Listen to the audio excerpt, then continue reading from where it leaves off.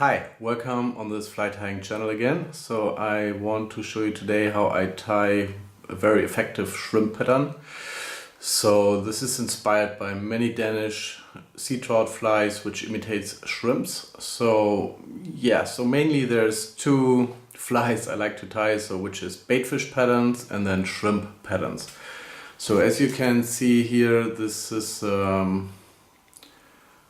very nice tan colored shrimp. So I think you can use it also for bonefish or whatever. Probably you need to put in some more weight that they go deeper and probably, yeah, but anyway, so this is a very nice Danish sea trout shrimp fly. So as materials I use normally just the dubbing. Sometimes I do something like here where you want to make sure that the fly gets a little longer shape, so which probably causes that it imitates also fishes if you strip them in pretty fast. So what I use is an Ahrex hook. So this is a 150 curved shrimp hook in size 6. For the body I mainly use dubbing. So this is a Woolhead dubbing in coral pink as a bait point. As you know, I like the bait points. And then for the body I use this pull it up in 10. So for the tail of the fly I use Krystal flash in purple. So you can use whatever colors you want, but I just show you what I used here. So the eyes are this wonderful Danish easy shrimp eyes in red or orange. And then for weight, to weight the fly, I have this tungsten strips which are very nice to tie in because they're very flexible. So you can you can put them, you can tight them really strong on the hook, and on the other hand they really give the fly some weight. So if you need more weight, just do more of it, or you can use whatever you have, tungsten, lead wire, whatever. But I prefer those sometimes, so I like them. So as a tying thread I use this Veevus E12 in size 8-0 in the color 10.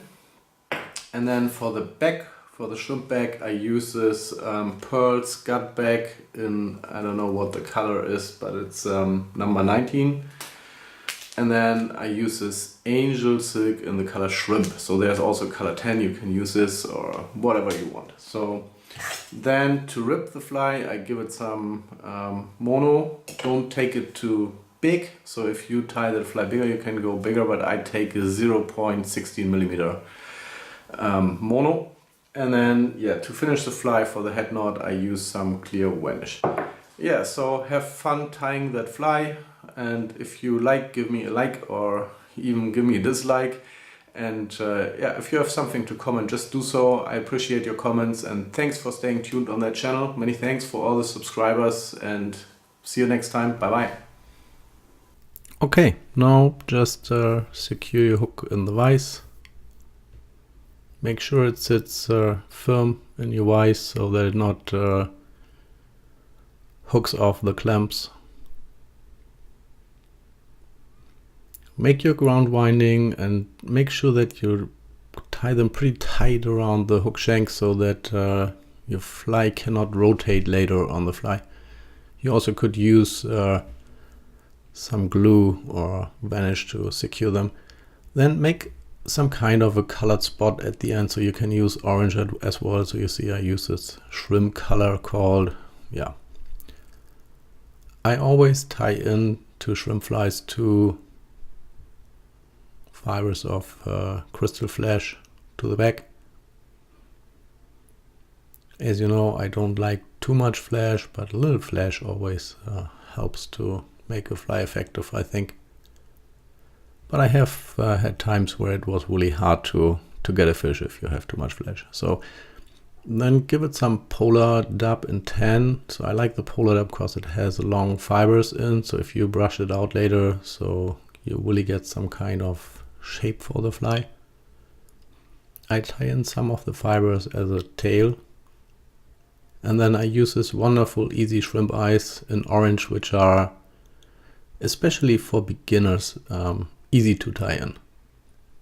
So if you have problems with tying in mono eyes, you made your own, this is a good alternative too.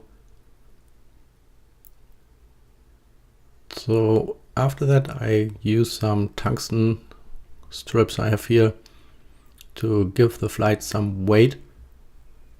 Be sure that it's really on the downside and it's not on the sides of the fly or something, because then your fly starts rotating once you strip it in. And then secure that firmly with your thread. That's really important. So you can also use some super glue or whatever to secure it more. You can use as well lead wire or whatever you have, tungsten wire to give it weight. And then you see me turning double the mono eye tie-in. So this is just to make sure that not that it holds firm and not gets off the fly and destroys the fly. Normally if you can catch 10-15 fishes with this fly before it's really looking ugly, but anyway, it still catches fishes. So sometimes I think flies get more effective once they have caught a fish, but anyway. So give it more of your, pull it up and make your shape. So you want to have a conic, I don't know if that's the right English term, but you want to give it a shape that it gets slimmer to the hook eye. And you want to make sure that you really do enough material on your hook shank so that you don't see the underlying thread and wire and stuff.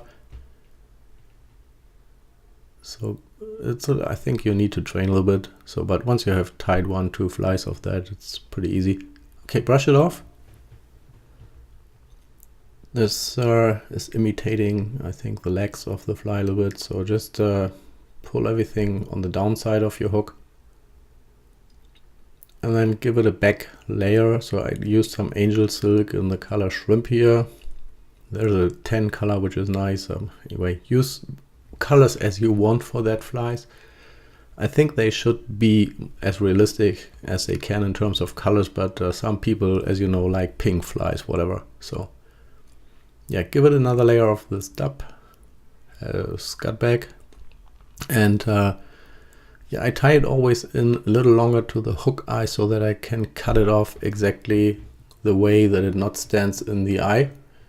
It's easier if you have some material you can pull on and then cut it. Then do your ribbing.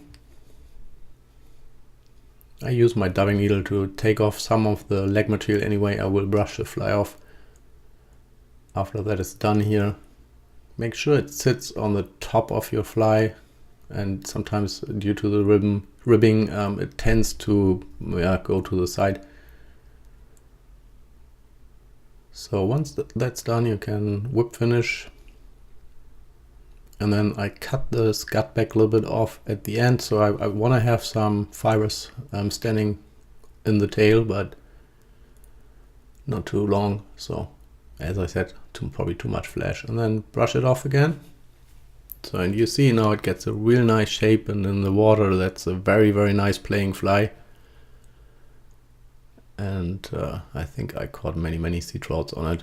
This is normally the pattern I always use. So if I take shrimps or shrimp flies, so then give it some clear varnish. So use a thin varnish so that really goes into the head and secures your head knot and the head material. Yeah, once that is done, I think the fly is finished, and you have a very effective and nice fly. Be creative, and in terms of colors and materials you use, it's just a ground concept of a fly. So yeah, have fun tying it, and thanks for watching. Bye bye.